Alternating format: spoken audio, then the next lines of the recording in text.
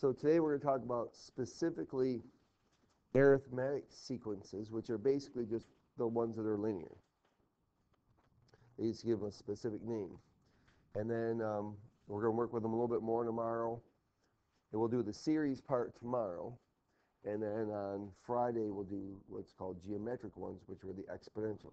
The two main sequences that are used are linear, which is called arithmetic, and then exponential, which is geometric. And so they give them specific names. Instead of using linear and exponential, they use arithmetic and geometric.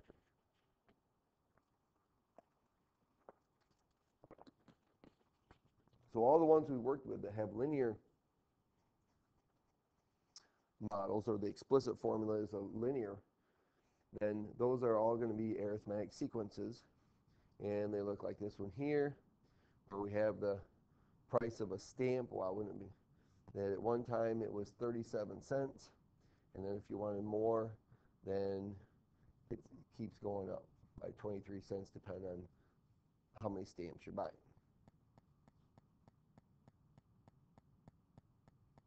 Well, I guess this was postage cost, not the stamps. Right. But still, notice that in our graph here, we have our weight and our cost, which then we're using n and a sub n to represent our x and our y values. And just another way of writing linear models.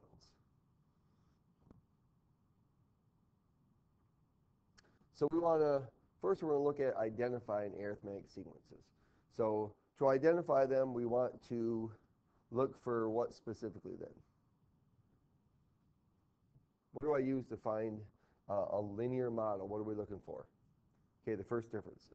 Okay, so all we need to look at is the first differences. If the first differences are the same, then it would represent an arithmetic sequence. If they're not, then it wouldn't be one. Okay, so if it says if it is an arithmetic sequence, find the common first difference and the next term.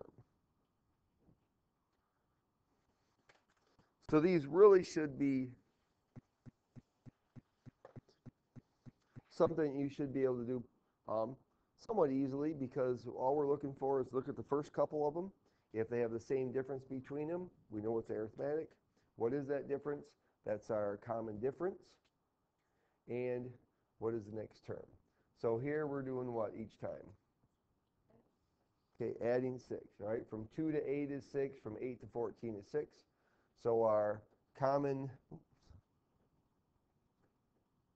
and we're actually going to use this terminology, the common difference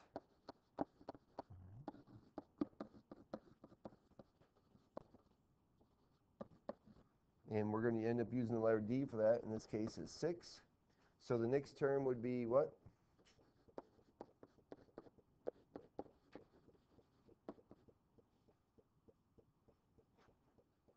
$20. Okay.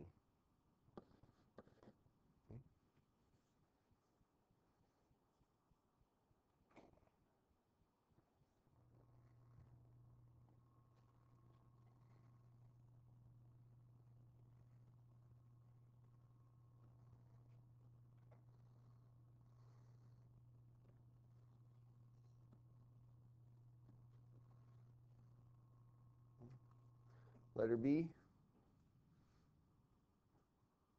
Is the distance from -2 to 5 and -5 to 11 the same? No, so this is not arithmetic.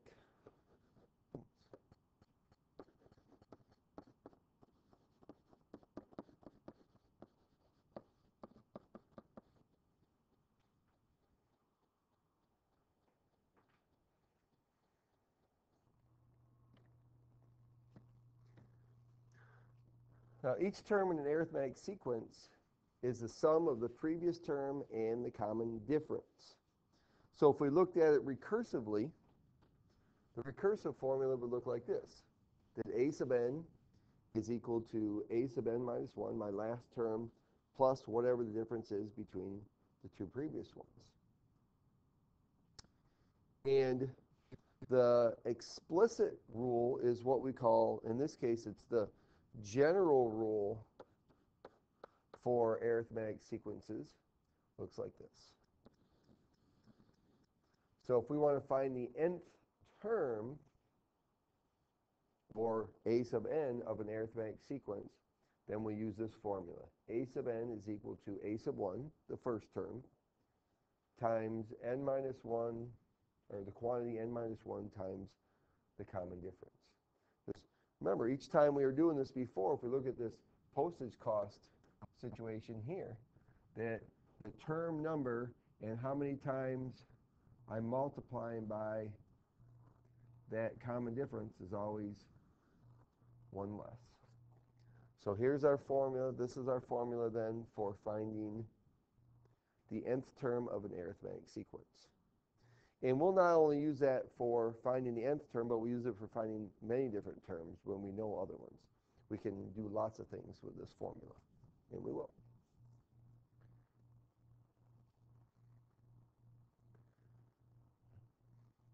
So here they want us to find the 12th term of this arithmetic sequence.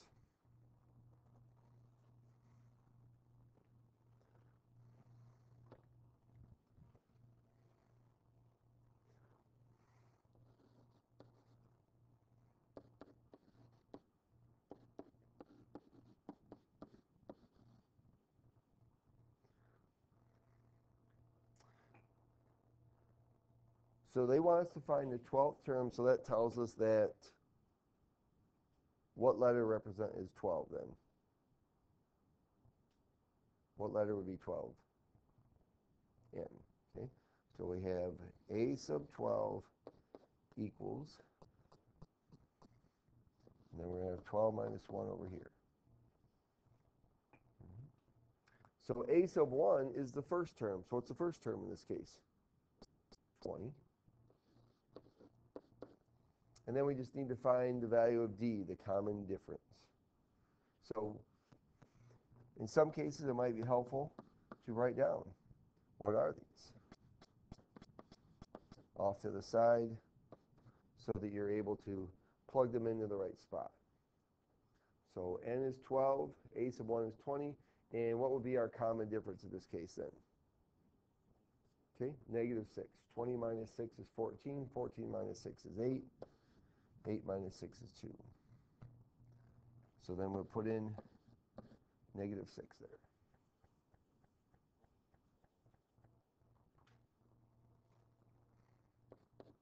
So we get 20 plus 11 times negative 6. 11 times negative 6 is negative 66, right? Plus 20 would be negative 46. So the 12th term, a sub 12, is equal to negative 46.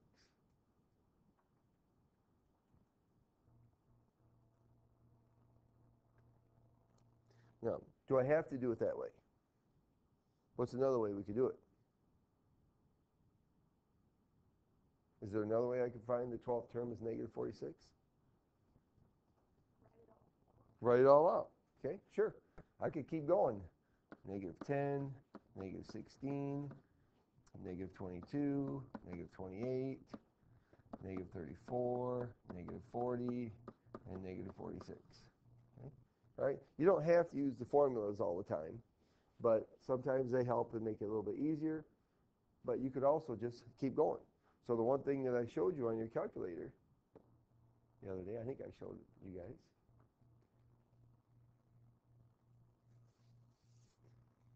is that we can use the last answer feature on our calculator too. So the first number was 20, right? And each time we subtracted 6, so the minus 6. So there's the second term, third, and every time I hit enter, it gives me another term number. So there's the third, fourth, fifth, 6, 7, 8, 9, 10, 11, and 12. So I could use my calculator and do it also.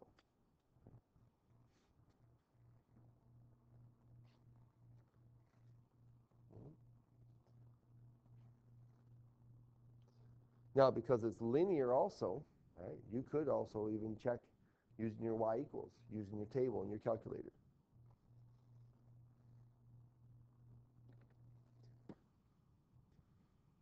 So finding terms, or finding missing terms in an arithmetic sequence.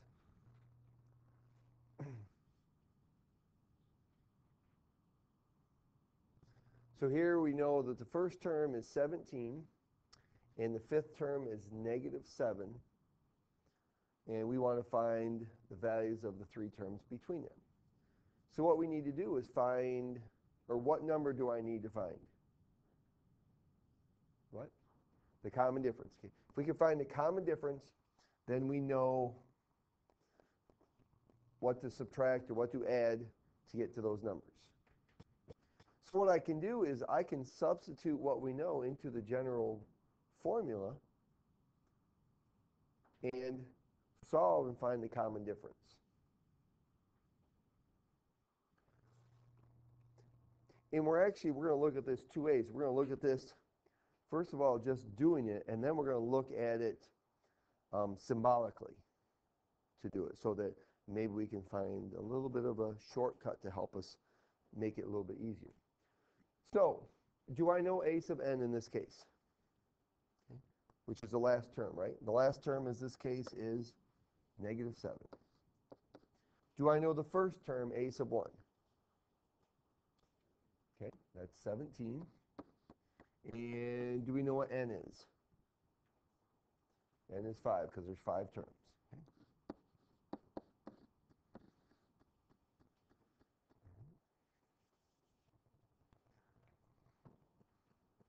So what will I do next?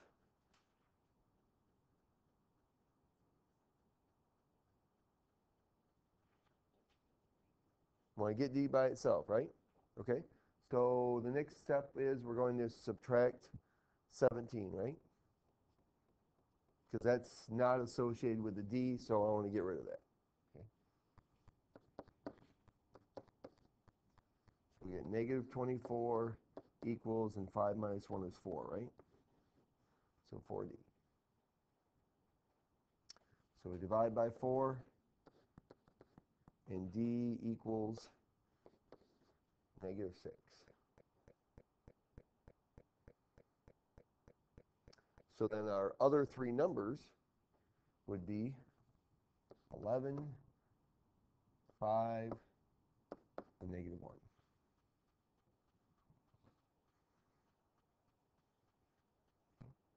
Now, I want you to take this formula, okay,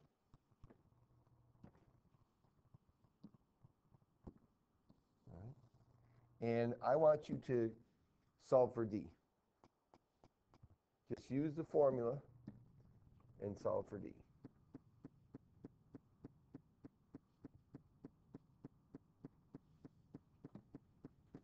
Okay, so what's the first thing we do here to solve for d?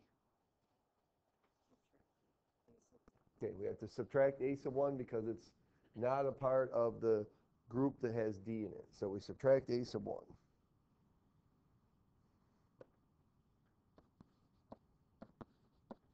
So we get a sub n minus a sub 1 equals n minus 1 times d. Okay, and now what do we do? Okay, divide by n minus 1. So d, the common difference, is equal to a sub n minus a sub 1 over n minus 1. Now, what does that look like? There's a formula that we've used before that looks exactly like, except for obviously different lettering. Anybody know? It starts with the letter S. What? Slope. Okay? This is the formula for slope. Because think about it. I have 2 points. I have the point 1, a sub 1. Okay? The first term is my x value. The term number is my y value. And I have n and a sub n. So I have 2 points there. And what did I do? I just found the slope between those 2 points. And that's all the common difference is. Since it's linear, That common difference is just the slope of the line, basically. So we can actually use this formula then to quickly be able to find the value of d, and then to be able to find those differences. Does that make sense?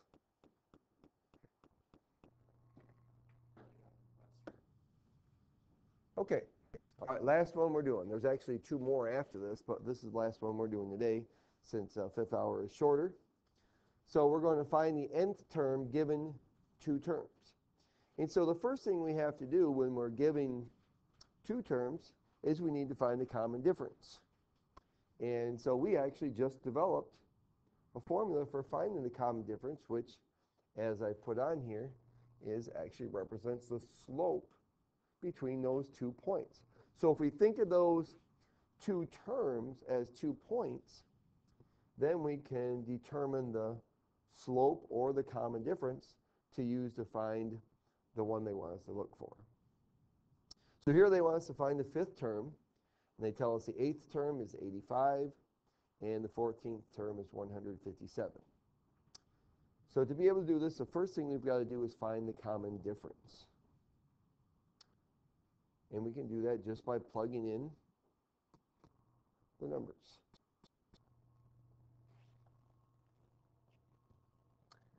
That we have my largest term is 100, or I should say, you're always going to do the largest term number first.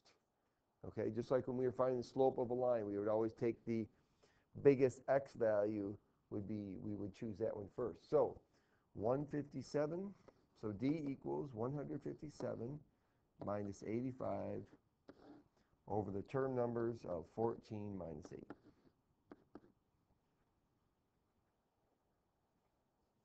It doesn't matter. No, it doesn't. You're still going to get the correct sign. But this way, your denominator will always be positive, which always makes things easier. Yep, a sub n. Since n is farther in the alphabet than m, we would do a sub 14 and then a sub 8. So 157 minus 85 is equal to what?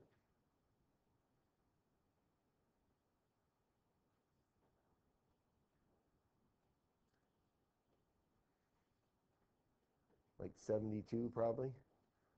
Okay. And 72 over 6 is equal to 12.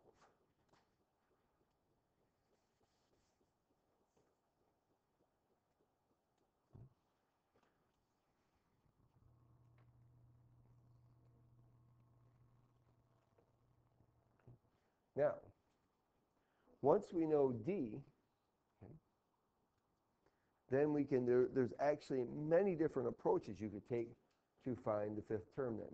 What do you think we should do to be able to find it?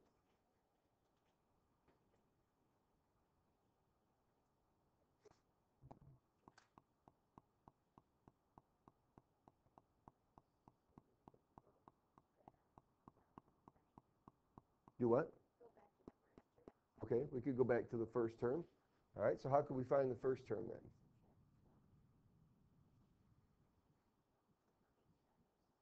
Okay, subtract 12 from 85 8 times. Okay, so if we did 85 minus 12 times 8, we would get the first term, right? This would be a sub 1. All right, so we're working backwards here. Okay, and what would that be then? Negative 11. Okay, all right, so then we could find the fifth term from that, right? So a sub 5 would be our first term, negative 11, plus 5 minus 1 times 12. Okay.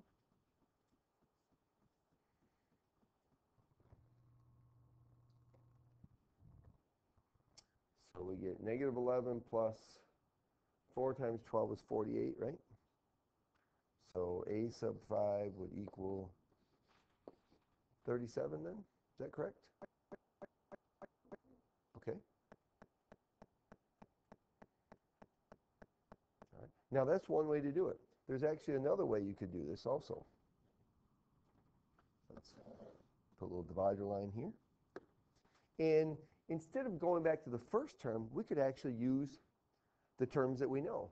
We could say, I know a sub 8, and I'm trying to find a sub 5. Okay, this is the bigger term goes here. Smaller one is there. And, oops,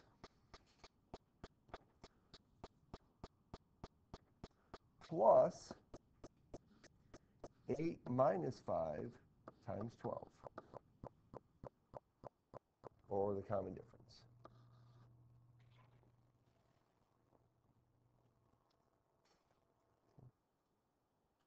And I'm actually going to, so here we have a sub 8 is, what was it, 85? Equals a sub 5 plus 3 times 12.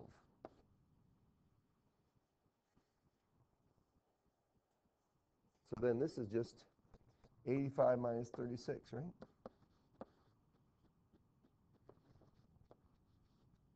Oop, that's not right. This should have been 39.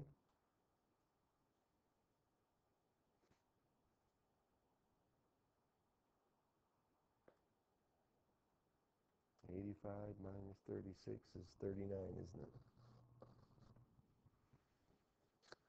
Okay, where do we make our mistake? 85 minus 96 is negative 11.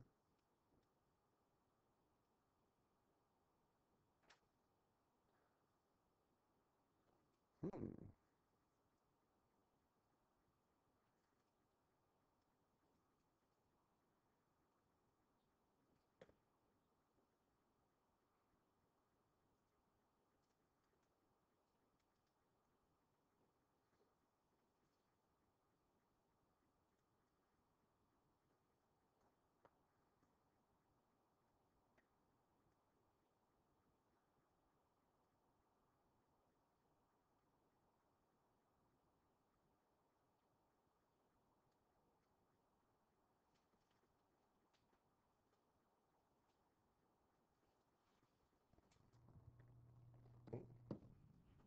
That's 49 instead of 39. Okay, so what did we do incorrectly over here on this left side then? Because we must have done something wrong there.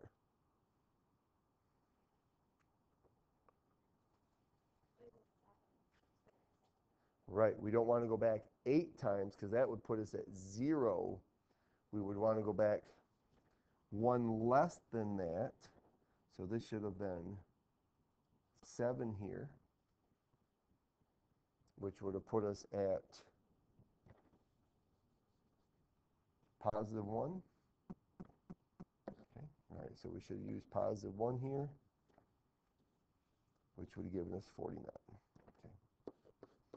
Now, one thing, what I wanted to say is that, okay, those two methods, either one of them will work.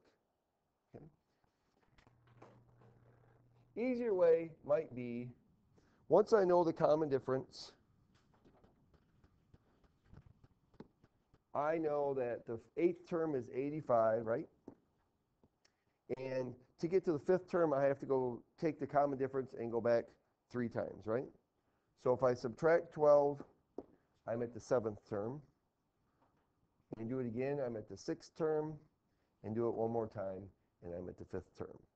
So there's actually 3 different methods here that we looked at you could use to get there. You could either do this one we had on the left here, the one on the right, or you could just take your calculator and either add if I want to go up a term to a higher term number, or subtract if I want to go to a lower term number, whichever one works for you. And so you could do any of those 3.